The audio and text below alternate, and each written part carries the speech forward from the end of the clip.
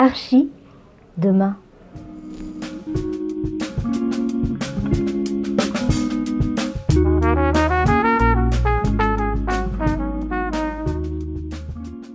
Bonjour, je m'appelle Cyril Hanap, je suis architecte.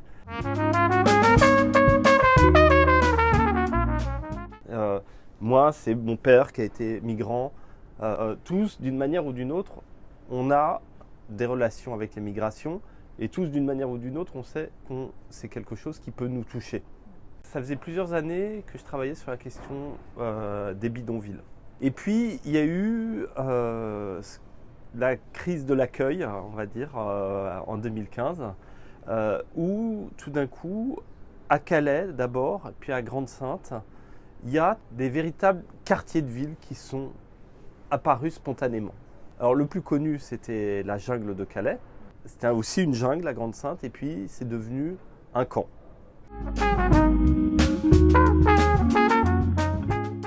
C'était un lieu très difficile, plein de difficultés, qui n'étaient pas bien en soi, mais qui en même temps surprenaient par plein de choses positives. C'est-à-dire qu'on trouvait dans la jungle de Calais des choses qu'on n'arrive plus à trouver dans la ville moderne telle qu'elle se fait. On trouvait des solidarités, des sociabilités, des architectures qui étaient très écologiques, des architectures qui prenaient en compte le recyclage, qui étaient faites de matériaux recyclés et recyclables, des architectures qui étaient parfaitement adaptées aux usages. Les politiques actuelles, en particulier en France, ce sont des politiques de destruction, d'invisibilisation. Alors, je dis toujours, casser un bidonville, c'est en créer un pire. Parce que vous cassez un bidonville, les gens sont obligés, ils sont bien obligés d'avoir un toit, et ils doivent aller chercher ailleurs, et ils vont recommencer à zéro, et c'est un éternel recommencement. Ce que j'en tire comme leçon, c'est qu'effectivement, ça aurait dû être un quartier d'accueil dès le départ, que la solution elle venait quand même du local, c'est-à-dire que c'était la mairie, qui est une mairie toujours en pointe sur les inventions de tous ordres, démocratiques, écologiques, sociales.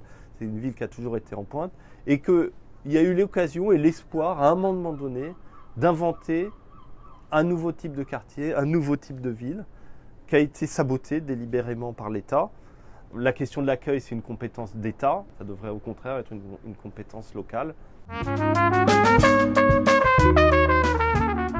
Je ne dis pas que c'est un avenir pour les gens, mais c'est un endroit où les gens peuvent consolider, arriver avec des ressources faibles et pour mieux rebondir, aller ailleurs, constituer un capital. Et encore une fois, ça, quand on regarde des exemples dans le monde entier, il y a plein d'exemples qui fonctionnent comme ça. Le plus connu, c'est par exemple Dharavi, à Mumbai, qui était à l'origine un vrai bidonville et qui, peu à peu, est en train de devenir un quartier de la ville, avec d'ailleurs une valeur foncière qui commence à faire que ça devient un quartier. Penser la ville accueillante, c'est laisser la place à des modèles alternatifs légers qui laissent la place aux derniers arrivés.